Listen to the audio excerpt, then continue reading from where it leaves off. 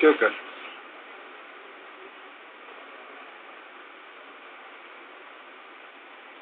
এই তোমার মা কেমন আছে?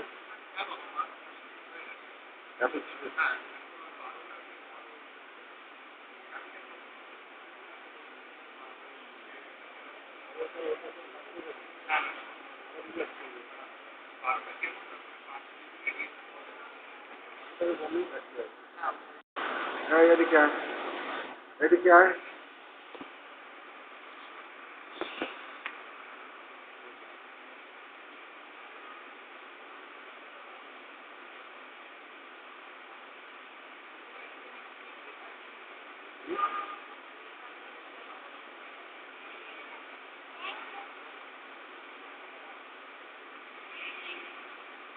ওরে বাপরে,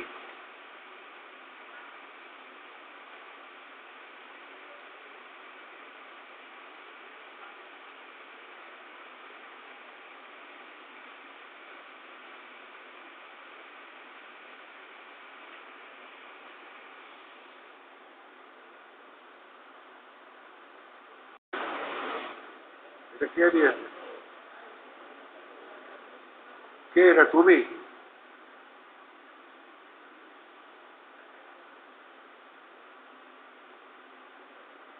প্রথম ক্রিয়াতেই সব আছে, আবার একনিষ্ঠভাবে ক্রিয়া করার প্রসঙ্গে বলছেন ক্রিয়া করো, ওঙ্কারের ক্রিয়া কর।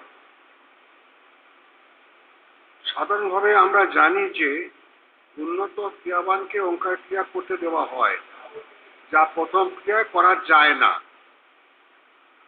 ওঙ্কারের ক্রিয়া ও ওঙ্কার ক্রিয়ার মধ্যে কোনো সম্বন্ধ আছে কি? আর প্রথম ক্রিয়ায় সব আছে কথাটি যদি বিস্তারিতভাবে ব্যাখ্যা করেন তো ভালো হয়।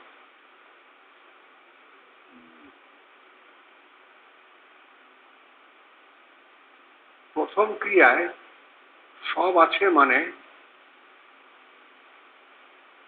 মূল ব্যাপারটা হচ্ছে প্রাণায়াম, সেটা প্রথম ক্রিয়াতেই আছে। আর একদম শেষ ক্রিয়া পর্যন্ত প্রাণায়াম অবশ্যই থাকবে।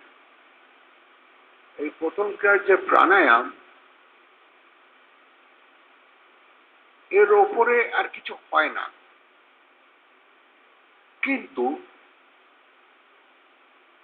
জ্ঞানটাকে বাড়াবার জন্যে পরবর্তী কিছু ক্রিয়ার দরকার আছে।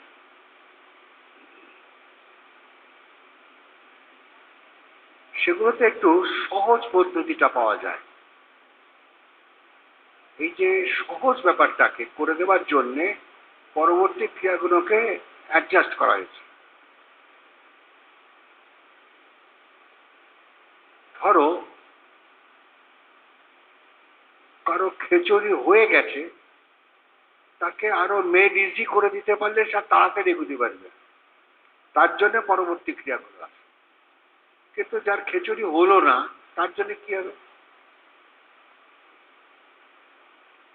তখন তার জন্যে ওই প্রথম ক্রিয়াতেই থাকতে হবে। কিন্তু খিচুড়ি হয়ে গেলে প্রাণায়ামটা খুব শুদ্ধ হয়ে যাবে আর উপযুক্ত হবে। এর মানে এই নয় যে যার খিচুড়ি হয়নি তার প্রাণায়াম ভালো হবে না, তা নয়, সেটাও ঠিক আছে। সেই জন্যে এর ভেতরে সবটাই আছে। এখন ধরো প্রথম ক্রিয়াতে কারো 144 পর্যন্ত দেয়া থাকে, এইসব ব্যবস্থা লাইনি ভাবেই করে দিয়ে গেছে, কিন্তু তার খিচুড়ি হলো না, সে 144 বেশি প্রাণায়াম করলে, ধরো 200, 250, 300, তাহলে সে তার যে ক্যাপাসিটি সেটাকে ধরে রাখতে পারবে না, সেই জন্য তাকে দেওয়া হয় না। সেও করতে পারবে বেশি, কিন্তু গুরুর অনুমতি থাকা চাই। আর গুরু চট করে অনুমতি দেয় না, কারণ গুরু তো চাইবে না কারো ভেতরে কোনো ক্ষতি হোক শরীরের, সেই জন্য সাধারণত দেয় না। এর খুব কাছের লোককে অনেক সময় দিতে হয়, যে তার গাইডেন্সের মধ্যে সবসময় আছে। কিন্তু সেরকম তো সম্ভব নয় আমার পক্ষে, এখন আমি বুড়ো হয়ে গেছি না, সেই জন্য ওইটা বেঁধে দেওয়া আছে। প্রথম ক্রিয়াতে তো নিশ্চয়ই আছে, কারণ সবচেয়ে বড় জিনিস হচ্ছে তালব্য করে খিচুড়ি করে নেওয়া, এটাই তো রয়ে গেছে। তার সঙ্গে মূলটা হচ্ছে প্রাণায়াম, ওটাই তো মহাধর্ম, প্রাণায়াম ও মহাধর্ম। তাহলে মহাধর্ম প্রথম ক্রিয়াতেই আছে, পরবর্তী ক্রিয়াগুলো তাকে সহজ পদ্ধতি করে দিয়েছে। উদ্দেশ্যটা কি না, প্রাণটাকে স্থির করে। স্থির করতে গেলে অনেক প্রাণায়ামের দরকার।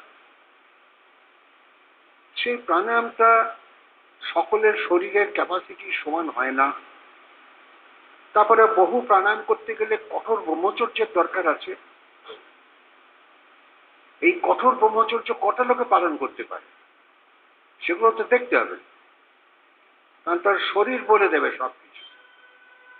কে বড় লোকের ছেলে কি গরিবের ছেলেটা বড় কথা নয়, ব্রহ্মচর্য তাকে তার চোখ বলে দেবে। এখন সেই যে কঠোর জিনিস সেটাকে অনেকে পারে না, তাই জন্য পরবর্তী মেড ইজি করা আছে। এখন কারো যদি খিচুড়ি না হয় আর সে যদি কঠোর ব্রহ্মচর্যের মধ্যে থাকতে পারে তাহলে তাকে তুলে নেওয়া যায়, কিন্তু সেরকম ক্রিয়াবান খুব কম পায়, যত দৃঢ় চেতা এটা খুব কম আছে। এইসব বাধা কতগুলো আছে।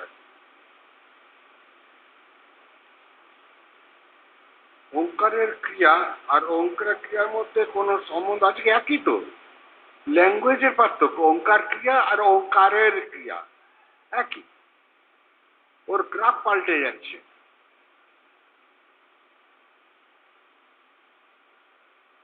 প্রথম ক্রিয়ার সব আছে, কথাটি যদি বিস্তারিতভাবে ব্যাখ্যা করেন তো ভালো হয়, ওইটাই বলে দিলাম।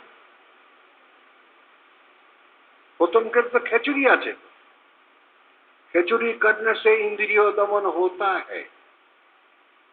তা আগে তো ইন্দ্রিয় দমন চাই, ইন্দ্রিয় দমন হলেই এই যে চঞ্চল মন, চঞ্চলং হি মনু কৃষ্ণ প্রমাথি বলে বা দৃঢ়ম, পাগলার সারের মতো ঘুরিয়ে নিয়ে বেড়ায়, ও বেটা কন্ট্রোল হবে। ও প্রাণায়াম ছাড়া কন্ট্রোল হওয়ার ওর কোনো উপায় নেই। যেমন ঘোড়ার পিঠে শরীর থাকলেই হবে না, তার হাতে আমার একটা চাবুক থাকাছে। তো সেই চাবুক দিয়ে যদি আমরা ক্রিয়া করতে পারি তাহলে প্রথম ক্রিয়ায় সব আছে। প্রথম ক্রিয়া খিচুড়ি করে নিলে তো সে এগিয়ে যেতে পারে উড় করে, তো ওটা তো প্রথম ক্রিয়ার মধ্যেই আছে, যে এগিয়ে নিয়ে যাওয়ার কোনো কারণ নেই। সেই জন্য বলা হয় প্রথম ক্রিয়াতেই সব আছে।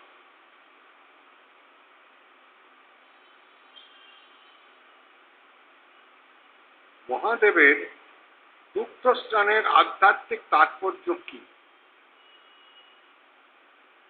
যে শিবের মাথায় দুধ আর গঙ্গা জল ঢালে, সেটা বলছো তো? কে কে লিখেছেন?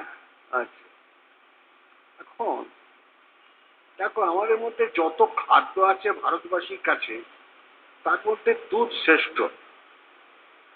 কারণ একটা শিশু জন্মে থেকেই সে দুধের উপরে নির্ভরশীল। একটা উপমা দিচ্ছি, একটা মানুষ জন্মে থেকে মায়ের দুধ খেতে খেতে সে আস্তে আস্তে বড় হলো, কিন্তু তাকে যদি ভাত ফাত না খাওয়ানো হয়, তাকে যদি খালি দুধের উপর রেখে দেওয়া যায় তাতে সে বেঁচে থাকে, কোনো অসুবিধা হবে না। কারণ দুধের মধ্যে সব কিছু আছে, সব ফুড ভ্যালুটা রয়ে গেছে। যদি না থাকতো তাহলে একটা ছোট্ট শিশু দুধ খেয়ে বড় হচ্ছে কি করে? হ্যাঁ, বলতে পারতো স্টমাকটা আছে ছোট, সে বেশি কিছু হজম করতে পারবে না, ভাত পারবে না। তখন তাকে দুধ তো একটা কস্টলি জিনিস, তো মূল্যবান জিনিস। তারপরে চিবিয়ে খাওয়ার একটা প্রশ্ন আছে, ভগবান দাঁত দিয়েছে, এই জন্য আমরা মুড়ি খাই, তারপরে ভাত খাই, রুটি খাই, তরকারি খাই, নানান রকম খাদ্যের মধ্যে দিয়ে নানান রকম ফুড ভ্যালু শরীরকে দিতে হয়, তবে শরীরটা বেঁচে থাকে। কিন্তু কেউ যদি কোনো মানুষ সারা জীবন দুধ খেয়েই বেঁচে থাকতে পারবে না, পারার কোনো কারণ। দুধের মধ্যে সব আছে। কারণ আমরা যে গরুর দুধটা খাই এই জন্য গো মাতা বলা হয়, সেই যে ঘাস পাতা খেয়ে দিচ্ছে তো দুধটা, তোর ঘাস পাতার মধ্যেই তো সব আছে। আমরা যে তরকারি খাচ্ছি সেটা তো ঘাস পাতার অন্তর্গত। আমরা যে ডাল খাচ্ছি সেও তো মাটি থেকে উৎপন্ন হচ্ছে। আমরা যে চাল গম রুটি খাচ্ছি সেটাও তো এইখান থেকে আসছে, মাটি থেকে। তো মাটির থেকে যা জায়গায় উৎপন্ন হচ্ছে সেগুলোই আমার পক্ষে ভালো। কিন্তু একটা ছোট বয়সে একটা বাচ্চাকে মাংসটাও খেতে পারবে না, কারণ তার দাঁত পাত হয়নি। সেই জন্যে তাকে মাংস দেওয়া হয় না। সে যখন বড় হলো তাকে যারা মাংস খায় তারা তাকে দেখালো। কিন্তু মাংস না খেলেই যে মানুষের কষ্ট বাঁচবে না তার কোনো কথা নেই। দুধ সব কিছু আছে দুধের মধ্যে। সেই জন্য যত খাদ্যের মধ্যে যা কিছু দুধ শ্রেষ্ঠ।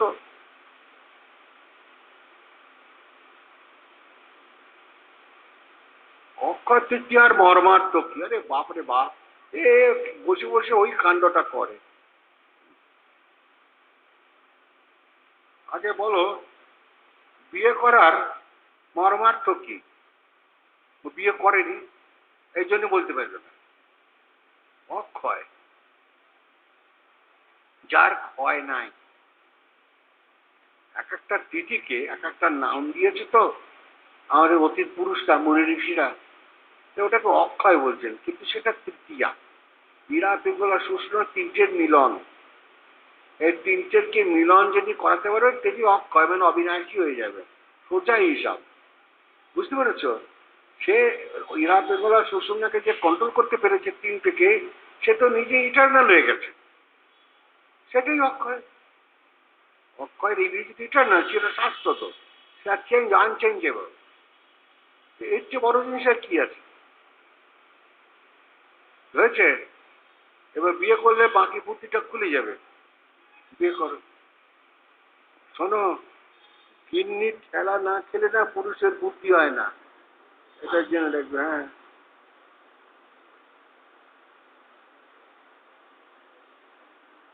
কিরকম গিন্নির খেলা জানো?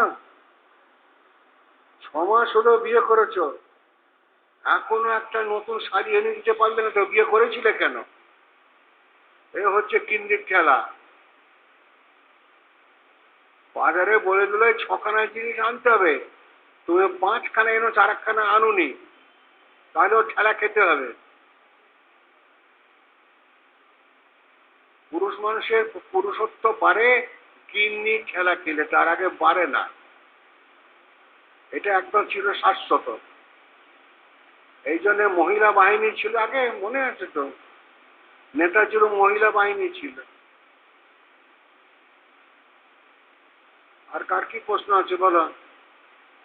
যে যে বিয়ে করেনি তাদের কি কি প্রশ্ন আছে বলো? এই তো আরেকটা এসছি, বলো।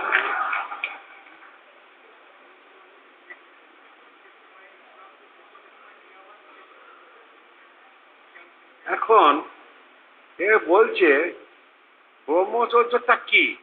ন্যাকা। ন্যাকা ব্রহ্মচর্য কি উনি জানেন না? কি ন্যাকা গো ছেলেটা। হ্যাঁ, উনি জানেন না।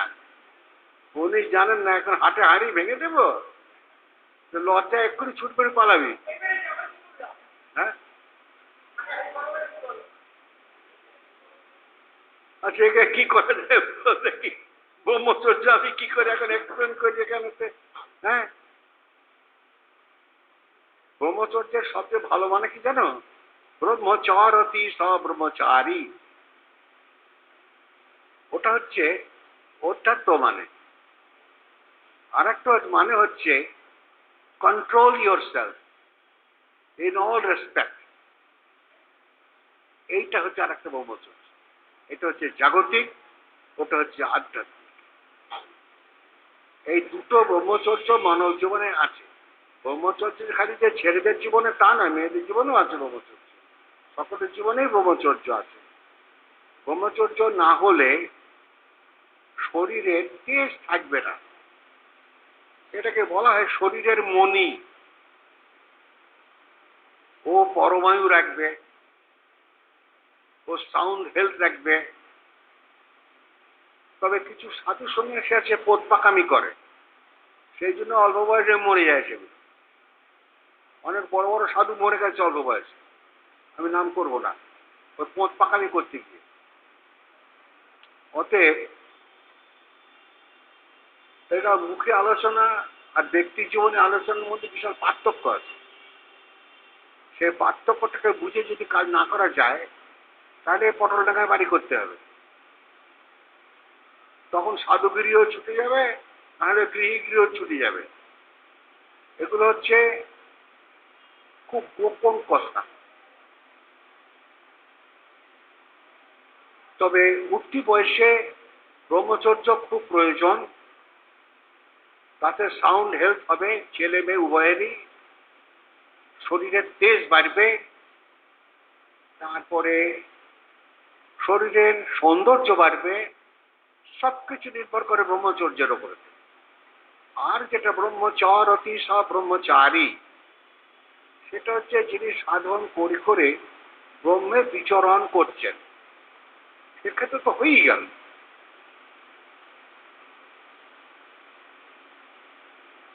বলো, আর কি প্রশ্ন আছে? হ্যাঁ?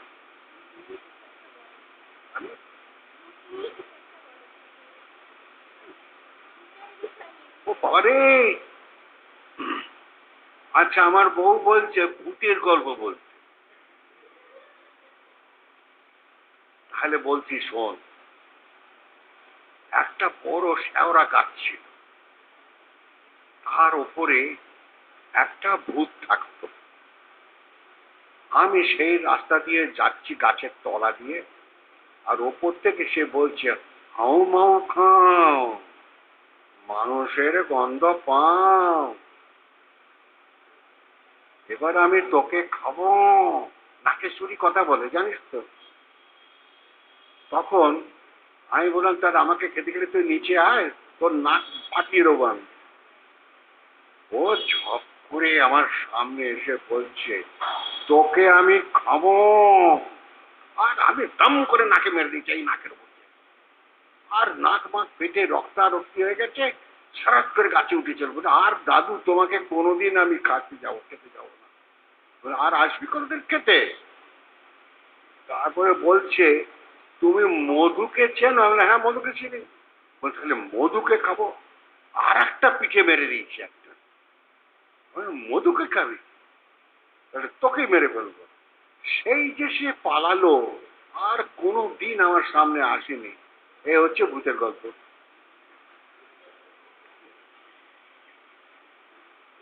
বুঝতে পেরেছিস? তুই ভূত দেখেছিস? হ্যাঁ, দেখেছি, ও দেখেছে। তুই ভূত দেখেছিস?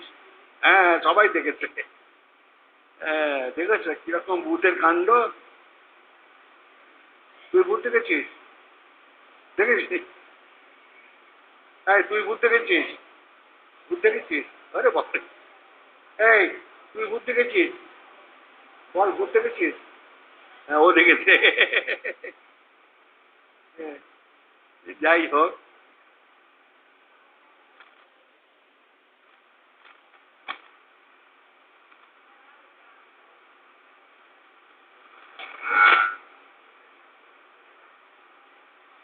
প্রতিটি প্রাণী জন্মাবার পর থেকে হাঁ করে, খাবো খাবো খাবো খাবো করছে। এই যে পাখি, ডিম থেকে যখন পাখি বাচ্চাটা বেরিয়ে এলো, অমনি হা হা হা হা করে মায়ের কাছে বলে, খাওয়াতা খাওয়াতা। মা আবার এখান থেকে পোকামাকড় ধরে এনে ওর মুখে ঢুকে দিচ্ছে। তাহলে জন্মে থেকেই আমাদের খাবার চাই, আর মরবার আগে পর্যন্ত। তার সঙ্গে চাই আর একটা জিনিস, জল। খালি খাবার খেলে হবে না, তার সঙ্গে জলও চাই। এই দুটো না হলে কোনো প্রাণী বাঁচবে না। এখন তাহলে মরুভূমিতেও তো প্রাণী থাকে, উট থাকে, আর কি পাখি থাকে জানি না। উটকে বলে কুঁজের মধ্যে জল দেখে দেয়। শোনা কথা, আমি প্র্যাকটিক্যালি দেখিনি।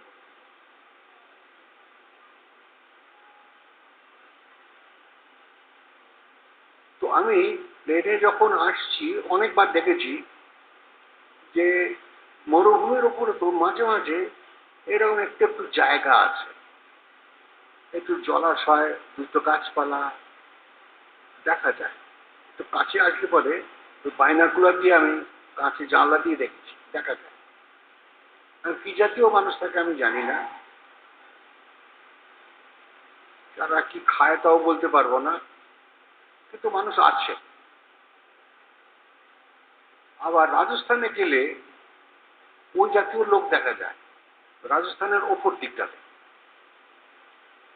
প্রচন্ড গরম আছে, তার জন্য ওরা অনেক বড় বড় কাপড় পরে, মানে যাতে বাইরের গরমটা শরীরের মধ্যে না ঢুকতে পারে।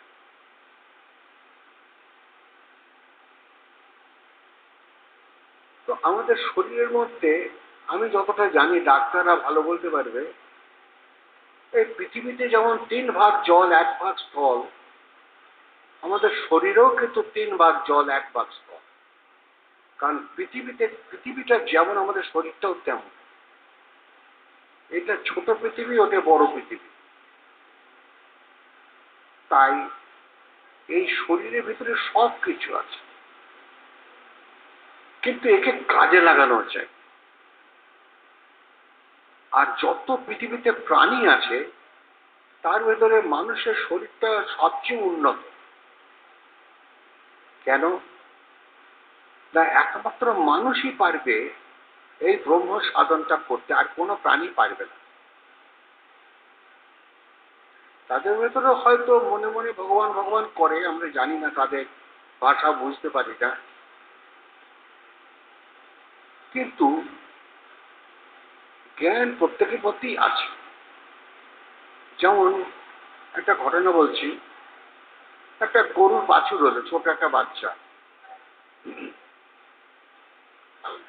এই সাথে সাথে সে মা গরুটার মধ্যে একটা মাতৃত্ব ভাব এসে গেল। অমনি তাকে চেটে মেটে দিয়ে তাকে পরিষ্কার করে তাকে দুধ খাওয়াবে, সব রকম করছে। আর সে বাছুরটাও দেখো ছুটি গিয়ে মায়ের দুধ খাওয়ার চেষ্টা করছে। এই জন্য প্রকৃতির দান। একটা পাখি ডিম ফুটে বাচ্চা পাখিটা বেরিয়েছে, সে হা করছে, তার মা অমনি এটা ওটা নিয়ে তাকে মুখে মুখে দিয়ে দিচ্ছে, কপ কপ করে খাচ্ছে, আর খালি ক্যাঁ ক্যাঁ করে চেঁচিয়ে যাচ্ছে, আরো চাই আরো চাই আরো চাই। মানে তার জন্য রাক্ষসের খিদে। তাকে মা একদম খালি যাচ্ছে, এটা ওটা ধরে আনছে আর দিচ্ছে তাকে। মায়ের নিজের খাওয়া ভুলে গেছে। এগুলো আমরা প্রকৃতির মধ্যে দেখতে পাই। বিশেষ করে আমি তো এগুলোকে খুঁটিয়ে খুঁটিয়ে দেখি। একবার আমার ছোট বয়সে একটা টিয়া পাখির বাচ্চা এনেছিলাম, খাঁচার মধ্যে রেখে দিলাম, কিন্তু তাকে খাবার দিচ্ছি, এই করতে করতে 2-3 সপ্তাহ মতন পার হয়ে গেল। একদিন আমার কিরকম মনের মধ্যে হলো, এ তো উড়ে বেড়ানো পাখি, ওটাই ওর জীবন, ওকে আমি কেন আটকে রাখবো। দরজাটা খুলে ফুট করে বেরিয়ে গেল। বেরিয়ে গিয়ে সে কিন্তু মায়ের সঙ্গে ঘোরেনি, ফলে খাবারটা পাবে বলে তাকে তো মা শেখায়নি। সে প্রতিদিন একবার করে ওখানে আসে, আবার তাকে কিছু খাবার দাবার খেয়ে দেওয়া পালিয়ে যায়। এই করতে করতে 2-3 সপ্তাহ পরে তারপর সে আর আসে না। বুঝলাম সে খাবার কুটে কেটে শিখে গেছে। তো প্রত্যেক প্রাণীর ভেতরে একটা চাহিদা আছে। খালি যে চাহিদাটা মানুষের মধ্যে আছে তা নয়, প্রত্যেকটা প্রাণীর ভেতরে আছে। এগুলোকে দেখতে হবে, কারণ চঞ্চল প্রাণ থেকেই তো চাহিদার উৎপত্তি। মূল সত্যটাকে ভুলে গেলে চলবে না। এই যে চঞ্চল প্রাণ যেখানেই আছে তার চাহিদা আছে। যেমন একটা তুমি বীজ লাগালে মাটিতে, তার থেকে একটা ছোট চারা বেরোলো, সে আস্তে আস্তে মাটির থেকে তার খাদ্য নিয়ে নিচ্ছে, নিয়ে আস্তে আস্তে সে বড় হবে। দেখা গেল এইটুকু একটা বট ফলের মধ্যে একটা দানা, তার থেকে একটা বিশাল বট গাছ হয়ে গেছে। তাহলে এই যে জীবনগুলো আমাদের বোঝার আছে, আজকে যে একটা ছোট্ট শিশু, আগামী দিনে যে সে যে মহান হবে না এমন কোনো কথা নেই, যদি আমাদের গৃহ শিক্ষা ঠিক থাকে। আর তারও ভাগ্য থাকা চাই, শিশুটারও ভাগ্য থাকা চাই, সাংসারিক পরিবেশটা সুন্দর হওয়া চাই।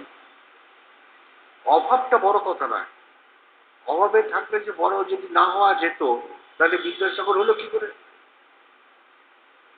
বিদ্যাসাগর তো অভাবের সংসারে, গ্রামে। তিনি তো কলকাতায় এলেন লেখাপড়া শিখতে, কিন্তু হাঁটতে হাঁটতে।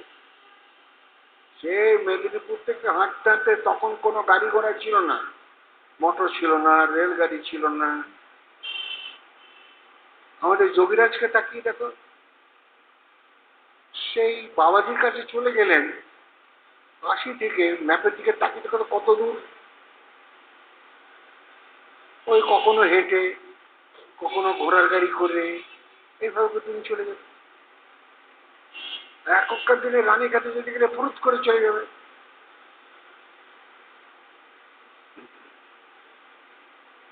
তো এখন বিজ্ঞানের দৌলতে আমাদের যাতায়াতের সবকিছু, জীবনযাত্রা সহজ হয়ে গেছে। এই যেমন আগে ওই বলদ গরু দিয়ে জমিতে চাষ করে তবে ফসল ফলতো, ধান গম তরি তরকারি যা কিছু। এখন আর বলদ গরু নাই, সব পেটে চলে গেছে বাংলাদেশের বর্ডারে। আর দুদিন পরে গরু পাওয়া যাবে না, দুধও পাওয়া যাবে না।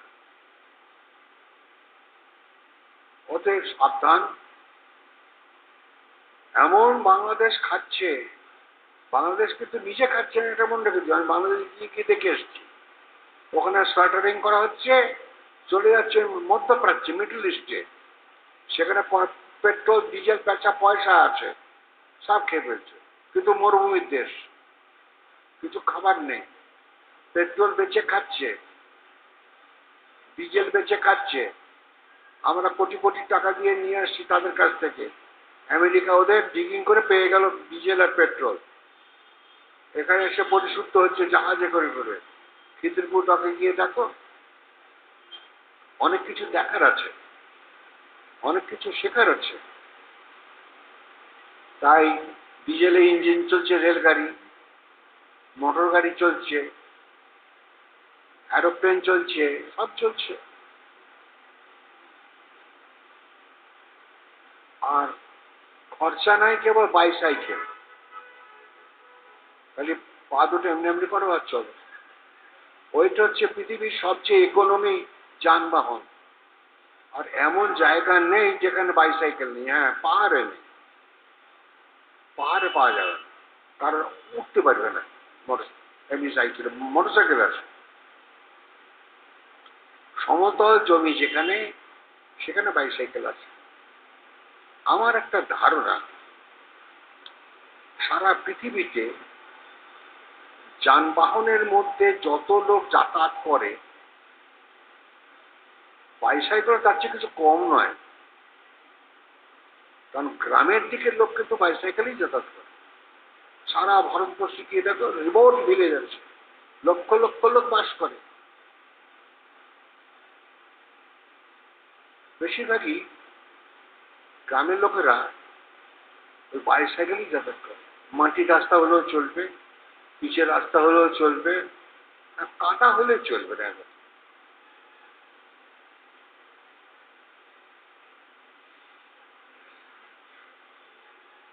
তাহলে আমরা,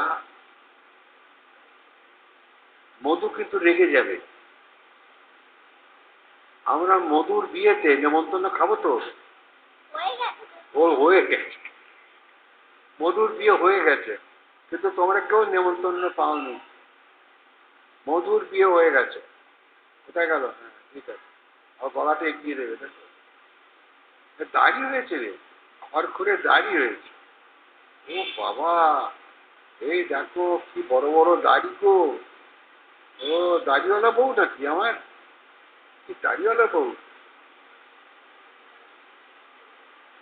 বেশ,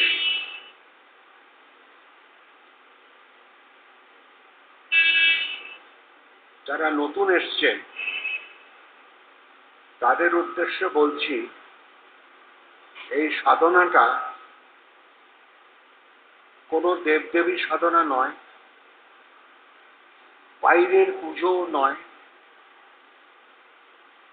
নিজের ভেতরে যে একটা প্রাণ আছে, সেই প্রাণটা যতক্ষণ শরীরের মধ্যে আছে ততক্ষণ দেহটা বেঁচে আছে। সে ভগবান। এই দেহের ভেতরেই সব আছে। দেহস্থা সর্ববিদ্যাস্য, সব বিদ্যা, সব জ্ঞান। দেহস্থা সর্বদেবতা, এর ভেতরে সব দেবতা। দেহস্থা সর্বতীর্থানি, এর ভেতরে সব তীর্থ। কি করে জানা যাবে? গুরু বাক্যে ন লভ্যতে, গুরু বাক্যের দ্বারাই জানা যাবে। সেই সাধন করলে তবেই তাকে জানা যাবে। আর এমনি আমরা যতই খুঁজে বেড়াই নিজেকে জানা যাবে। কারণ আমি বেঁচে না থাকলে আমি মন্দিরে গিয়ে পুজো করব কি করে? আমি যদি বেঁচে না থাকি তাহলে সাধন বা তপস্যা করব কি করে? তাহলে প্রথম সত্য আমাকে বেঁচে থাকতে। এই যে বেঁচে থাকা, এটাই চির সত্য। এবার আমার জীবিত অবস্থায় আমি নিজেকে কোন পথে নেব? অনেক পথ খোলা আছে। খুনের পথ খোলা আছে, ডাকাতির পথ খোলা আছে, চুরি করার পথ খোলা আছে, পকেট মারার পথ খোলা আছে, লোক ঠকিয়ে পয়সা রোজগার করবার পথ খোলা আছে, মিথ্যা কথা বলার পথ খোলা আছে, সত্য কথা বলার পথ খোলা আছে। আমি কোনটা বেছে নেব? কোনো মা বাবা চায় না যে তার ছেলেটা বদ হোক, কিন্তু ছেলে বদ হয়ে যাচ্ছে। এটা কি জানো? সংস্কার। সুন্দর বাবা মা, তার ছেলে একটা ক্রিমিনাল হয়ে গেল, এরকম দেখেছি। কেন? বাবা মা অত সুন্দর, ধর্মপরায়ণ, তার ছেলে তো ক্রিমিনাল হয়ে গেল।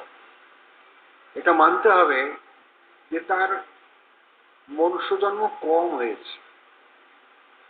অ্যানিমাল থেকে প্রমোশন পেয়ে সে মানুষ হয়ে যত মানুষ পার করবে, বহু জন্মানি পতিতানি, তত সে পরিশুদ্ধ মানুষ হবে।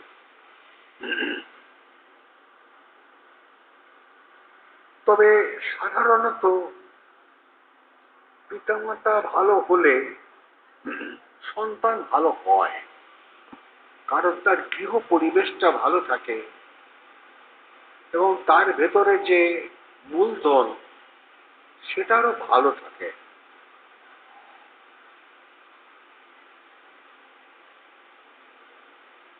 আবার মন্দও দেখা যায়। সব রকমই আছে আমাদের সমাজের মধ্যে। একটা অনেক বড় গাছ আছে,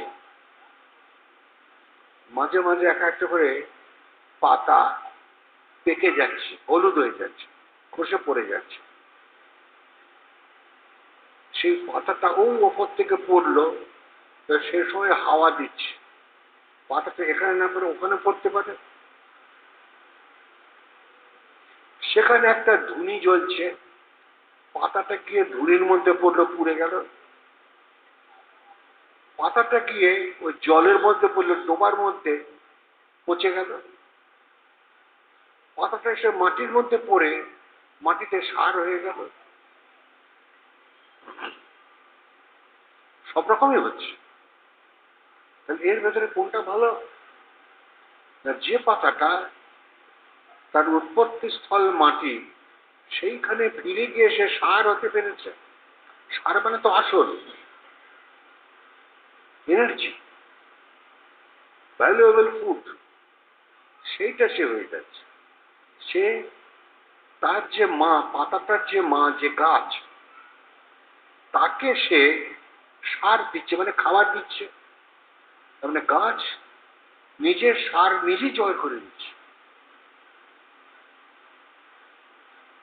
সেরকম ভাবে প্রকৃতি সবকিছু করে নেয়। তবে মানুষ বুদ্ধিমান প্রাণী। মানুষ যদি প্রকৃতির সহায়তা করে তাহলে প্রকৃতি আরো ভালো হয়। প্রকৃতির মধ্যে সবচেয়ে বড় জিনিস হচ্ছে গাছপালা, কিন্তু গাছপালার সবচেয়ে বড় শত্রু হচ্ছে মানুষ। সে কিন্তু গাছ মানুষকে সর্বদা উপকার করছে, অক্সিজেন জুগিয়ে যাচ্ছে, কিন্তু মানুষ গিয়ে গাছটাকে কেটে ফেলছে। অর্থাৎ একেই বলে কালিদাস, নিজের পায়ে নিজে কুড়ুল মারছে, অর্থাৎ নিজের ক্ষতি নিজে করছে, সে যাতে অক্সিজেন না পায়। এগুলোই তো বিজ্ঞান। সাপোজ বহু জন্মানি পতিতানি পার করতে করতে আমরা ক্রিয়া পেলাম। ক্রিয়াটা পেয়ে কেউ করছে কেউ করছে না, তাহলে ক্ষতিটা কার হলো? তো নিজের ক্ষতি নিজে করলো। এরকম ভাবে আমরা অজান্তে আমাদের ক্ষতি করে বসি, কিন্তু ক্রিয়া করলে মঙ্গল, না করলে অমঙ্গল। এই যে বোধ, এইটা আমাদের মধ্যে অনেক সময় কাজ করে না। কিছু বাহ্যিক উপকরণ আছে, এখন ভোগবাদী দুনিয়া, চারিদিকে ভোগ্য বস্তু পড়ে আছে, মন ছুটে যাচ্ছে সেই দিকে, যার ফলে ক্রিয়ার থেকে আমরা দূরে সরে যাচ্ছি। কত লোক ক্রিয়া নিচ্ছে তাকিয়ে দেখো, প্রতি মাসে 20, 25, 30 জন করে, কিন্তু সে নতুন লোকগুলো কোথায় যাচ্ছে? সব যদি এখানে আসতো, হয়তো এখানে 4খানা হলেও আমি জায়গা দিতে পারতাম, কিন্তু আর হচ্ছে না। সেই যারা পুরনো তারাই আসে, নতুন কখনো কখনো তো একটা আসে, বেশিরভাগই আসে না। কিন্তু আমি চেষ্টা করে যাচ্ছি, একটা সময় তো আমাকে বন্ধ করতে হবে। আমি যখন পারবো না, আপনার থেকে বন্ধ হয়ে যাবে। পরবর্তী যাদের গুরু করা হয়েছে তারা হয়তো কিছু কিছু লোককে দেবে, মানছি, কিন্তু মানুষ নিয়ে যদি ক্রিয়াটাকে না করে, হয়তো সে মঙ্গল থেকে দূরে থাকো, অল্প হলেও করো। স্বল্পমপ্যস্য ধর্মস্য ত্রায়তে মহৎ ভয়া।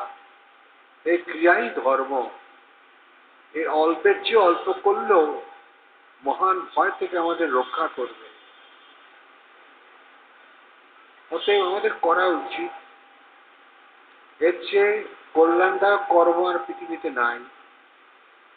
সেইটা পেয়ে যদি আমরা অবহেলা করি তাহলে নিজের ক্ষতি নিজে করলাম। কালিদাস কি করেছিল? যে ডালে বসেছিল সেই ডালের গোড়া কাটছে।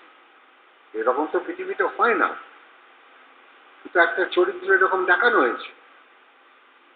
এমন একদম চূড়ান্ত বোকা, চূড়ান্ত বোকা। মানে এর চেয়ে বোকা বোধহয় আর দাঁড় করানো যায় না সাহিত্যের মধ্যে। কালিদাস এমন একটা ক্যারেক্টার দিয়ে গেছে।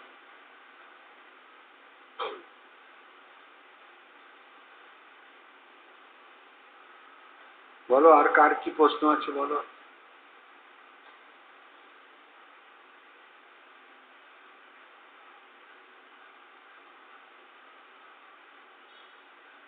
আজকে চাটা মনে হচ্ছে খুব আগে আগে এসেছে।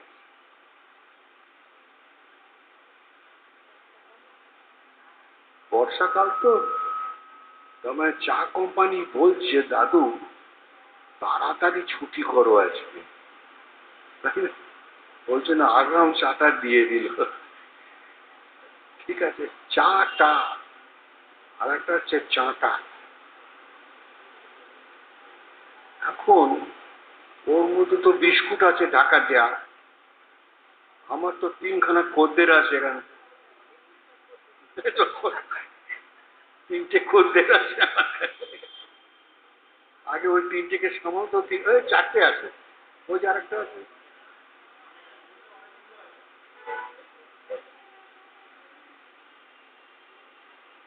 এক নম্বর তো মধুকে দিতে হবে।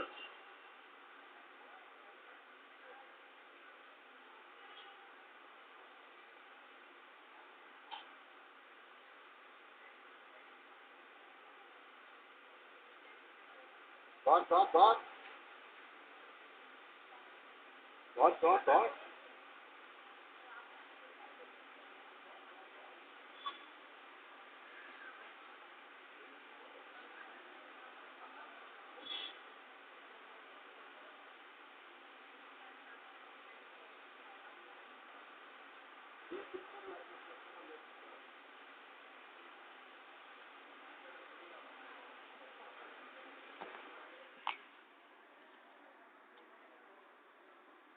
আরে হ্যাঁ, ও ওই দিদি।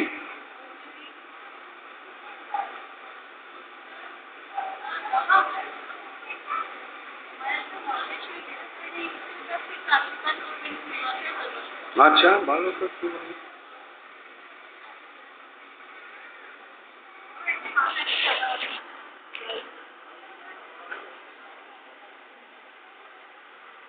ভালো থাকো সবাই।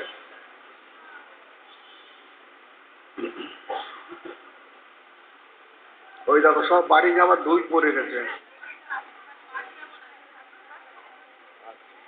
আরে এ তো এখন নিজেই ভগবান। এই পড়ে পড়ে।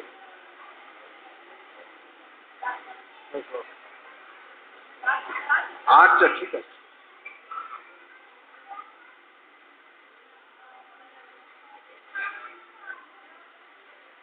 হ্যাঁ পড়ে যাবে পড়ে যাবে পড়ে যাবে।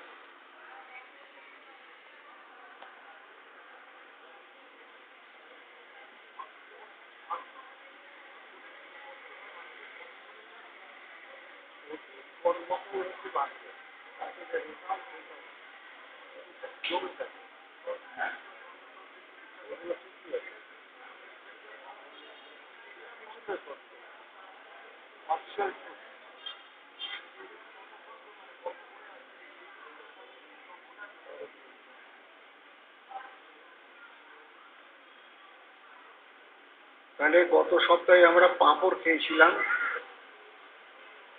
এখনো গন্ধ পাওয়া যাচ্ছে। ও কালকে আবার বেগুনি খেয়েছি। আজ তাহলে কিছু খাওয়া হলো না, আর পরে হবে।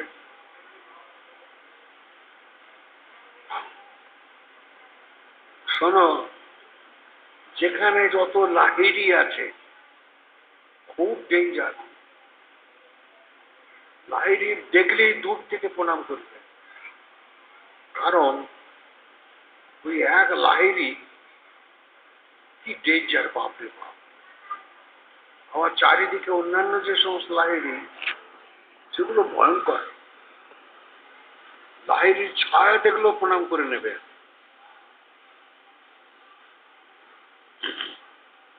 কে জানে শ্যামাচরণের পথ তাদের মধ্যে আছে কিনা।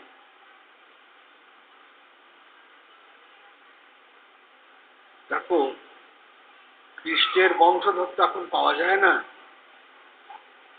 কিন্তু লাহিড়ি হওয়ার বংশধর পাওয়া যায়। কোথায় থাকে আমি জানি না এখন, কিন্তু আমাদের সামনে লাহিড়ি টাহিড়ি আছে তো।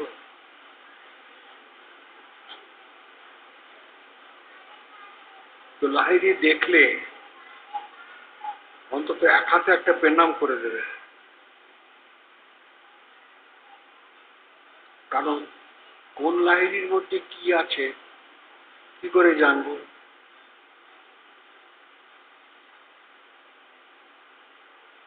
আর কি বলা যায় বলো?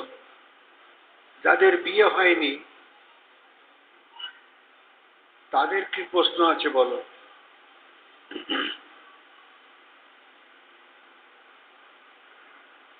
বিয়ে কবে হবে যদি জানতে চাও, আমি রেফার করে দেবো জ্যোতিষের কাছে। আর কোনো প্রশ্ন থাকে বলো? যাদের বিয়ে হয়নি, যেসব ছেলেদের,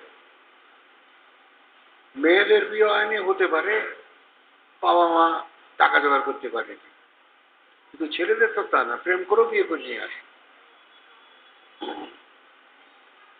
এখন সেই সব ছেলেগুলোকে নিয়ে কি করা যায়?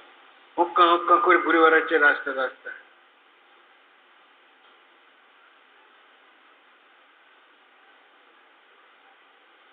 বলো, কার কি প্রশ্ন আছে বলো?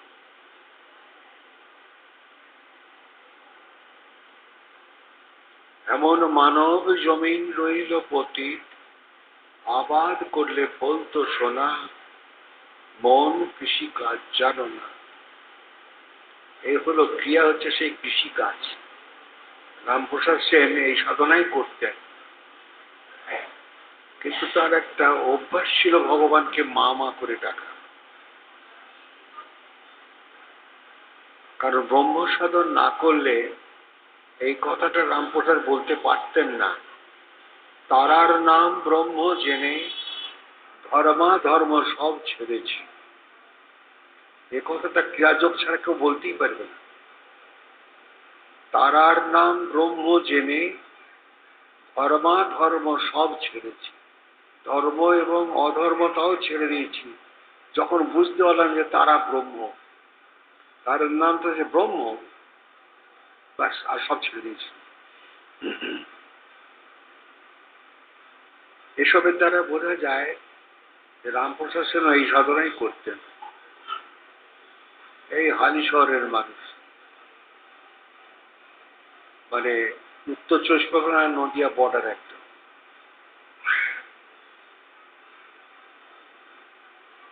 দেশে অনেক গ্রেট ম্যান এসেছেন, যারা এই সাধন করে নিজেদের জীবন পূর্ণ করে চলে গেছে। আমরাও পেয়েছি, পেয়ে যদি ডুবতে পারি সবচেয়ে ভালো হবে। সংসারের দুঃখ কষ্ট সবসময়ই আছে, কারো কম কারো বেশি। ধনীর ঘরেও দুঃখ কষ্ট আছে, গরিবের ঘরে তো আছেই। কিন্তু ধনী লোকের আবার ইনকাম ট্যাক্সের উৎপাত আছে, সেই জন্য তারা বেশি ভাবে। আমাদের ওসব বালাই নেই, যা পাই তাই খাই, চলে যায় জীবন। আজে কোনো ঝঞ্ঝট নাই, যে কোনো উপায়ে দিনগত পাপক্ষয় মেরে এনেছি প্রায় সবটাই। তোমরাও একদিন মেরে দেবে, তারপরে পরের জন্য আবার দেখা যাবে। এই জন্মে যতটুকু পারি করতে থাকি না, পরের জন্মটা তখন বোঝা যাবে। আরে দুটো তো জিনিস আছে, হয় ভালো না হলে মন্দ। আমি সবসময় রাজভোগ খাবো, তো প্রজাভোগটা কে খাবে? কাজে যখন যেমন জোটে। ওই কত দুর্ভিক্ষের সময়, ওই কত সাল, বোধহয় 41-42 সালে,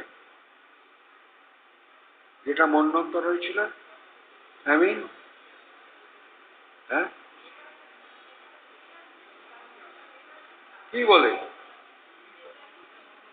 43, যাই ওইরকম সময়তেই হবে, 40-এর পরে গিয়ে। তখন আমার বেশ বড় হয়ে গেছি, বুঝেছো? হ্যাঁ, বাংলা কে হিসাব রাখে? বাংলা হিসাব রাখি না, তোর বিয়ে হবে না। বাংলা হিসাব রাখলে ছেলেটার বিয়ে হবে না। এখনকার সব মেয়েরা ইংরেজি শিখে গেছে, বুঝছিস? দাড়ি কাটিসনি কেন? বিয়ে হয়নি বলে দাড়ি কাটেনি, মনের দুঃখে। প্রেম করেছিস? প্রেম করিসনি? তোর তারা কিচ্ছু হবে না। প্রেম কর, প্রেম কর, প্রেম কর। যেসব মেয়ে বিয়ে হয়নি সেটা তো প্রেম কর। আর বড় লোকের মেয়ে নিবি, বুঝছিস? বড় লোকের মেয়ে খোঁজ, লাখপতি কোটিপতি, সেরকম একটা মেয়েকে খুঁজে বের কর, করে প্রেম কর, তোর কপাল পুড়ে যাবে।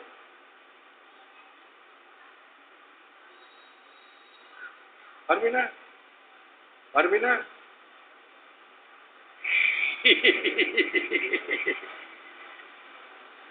আরে একটা বড় লোকের মেয়েকে জুটি দাও তো, একটু বড় লোক হবার ইচ্ছা আছে ওর।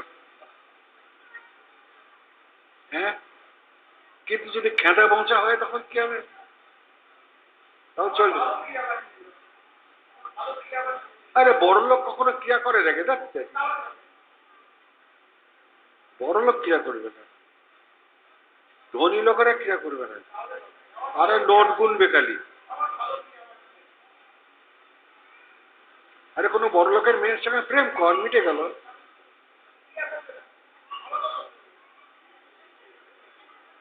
আরে ক্রিয়া না করে রাখো, তোর তো তুই তো বড় লোক হয়ে যাবি তখন। বড় লোকের ঘরের জামাই, দু হাত দিয়ে কামাই।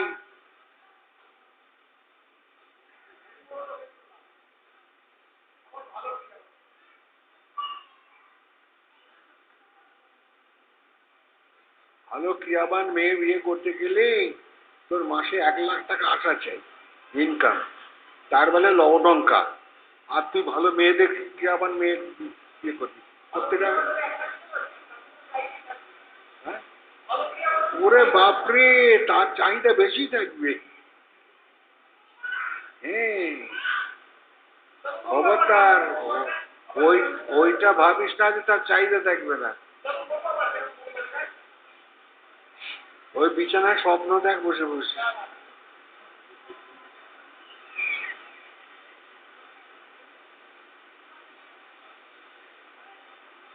শোন, আমিও ভেবেছিলাম বিয়ে করে বড় লোক হবো, ও মা ছোট লোক হয়ে গেলাম। কলুর ঘানি টানতে টানতে ছোট লোক হয়ে গেলাম।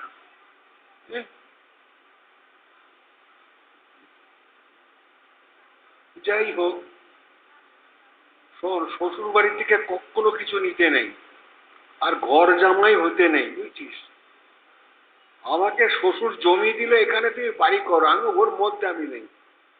তোমার কুষ্টি এসে পরে বলেছিল ঘর জামাই এসছে আমার কাছে, এ একটা উৎপাত এসে ছুটেছে আমার কাছে, আমি ওর মধ্যে নেই।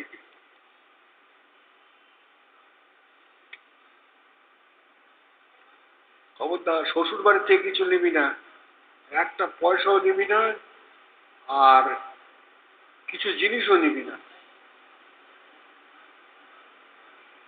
তাহলে সারা জীবন খোঁটা খাবি। তাই বলে রাখলাম, যত শালি আছে না, খালি পেছন দিক থেকে প্যাঁক মারবে।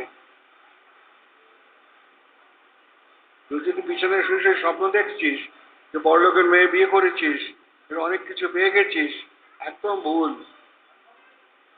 স্বপ্ন দেখিস?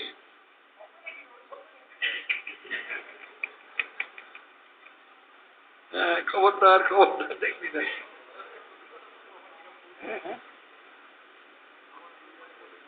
হ্যাঁ। আরে বাবা, এ তো কল্পনা করলে তো হবে না, বাস্তবে হয়। আচ্ছা, ঠিক আছে ঠিক আছে, তাই হবে তাই হবে।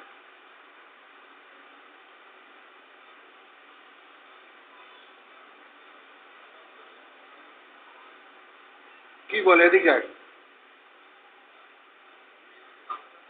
হ্যাঁ, কে? এসো, কে আছে? হ্যাঁ, হচ্ছে হচ্ছে। এসো এসো, এদিকে এসো।